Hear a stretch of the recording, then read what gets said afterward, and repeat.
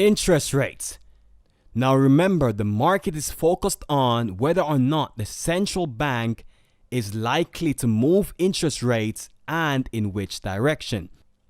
Now, if together the economic data suggests growth, then it is more likely that the central bank will raise interest rates to control the inflation caused by the growth, as rising inflation will negatively affect growth.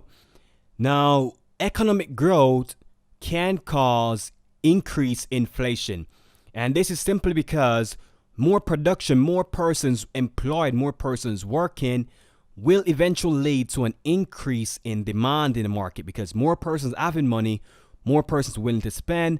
This increase in demand for goods and services may lead to increase in prices. Okay, if producers, manufacturers and producers cannot supply the goods and services to meet the demand, they will in turn increase the price of those goods and services. Okay, and this will cause inflation, which will negatively affect economic growth. Okay, rapid inflation will negatively affect economic growth. So the central bank tries to obtain gradual inflation, not rapid inflation, but gradual inflation, sustained gradual inflation at a certain pace. Rapid inflation will affect negatively economic growth, because if prices start to rise too rapidly, this may result in a decrease in purchasing power. Demand for goods and services will decrease because less persons will be willing to pay the higher price for the goods and services. Okay, and remember, if there is a decrease in demand, this will result in a decrease in production, which will eventually lead to producers cutting jobs.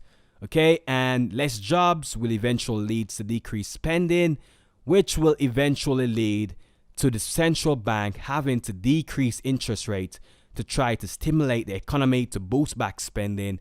So rising growth can cause increase in inflation, which may negatively affect the economic growth.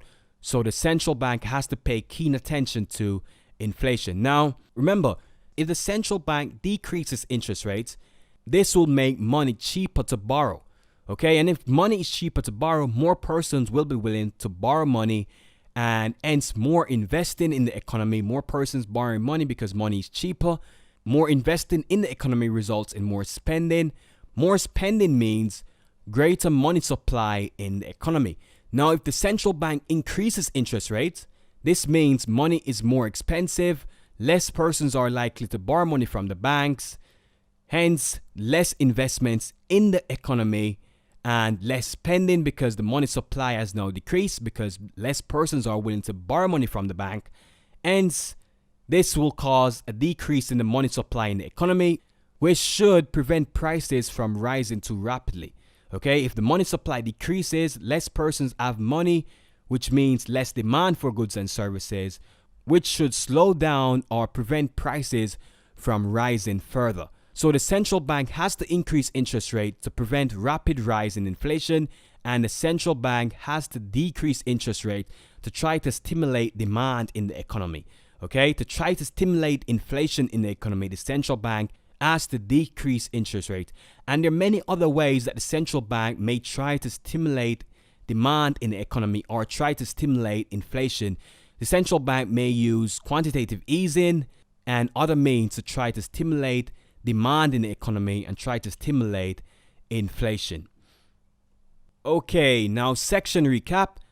Focus on how likely the news release will be in affecting the current sentiment towards interest rates. Okay, remember, the focus is always on interest rates.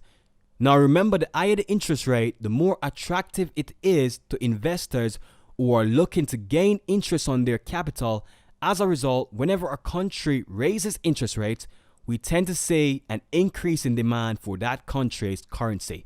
Okay, so remember, whenever a country starts to increase interest rates, investors will look to invest in that country in order to gain from the increase in interest rate. Okay, so that is it for interest rates and this section.